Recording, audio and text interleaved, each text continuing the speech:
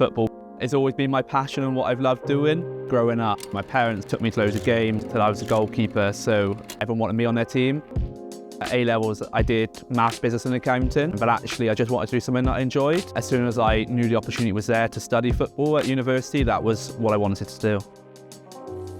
At the University of South Wales, I did the BSc in football coaching and performance. So I saw, one, the facilities and how industry leading they were with the indoor barn, with the S&C gym and the analysis, and also the opportunity to do industry courses whilst I was there. So the course allowed me then to gain qualifications, which would put me in a brilliant place to then go into industry. I'm a participation officer at the FAW, so that's kind of getting more people playing football or keeping people playing football for longer. I also kind of lead on a lot of events. Working for the FAW is brilliant. We're allowed to be kind of innovative and creative with what we want to do. I think when I joined the university, I always wanted to work for the FAW. That was kind of the pinnacle and working for the national governing body in football. If you were thinking about applying for the course, at the University of South Wales, I would 100% say go for it. It's really put me in a brilliant place to now working full-time in football, in events and in coaching, which is a perfect kind of mix for me of what I want to do.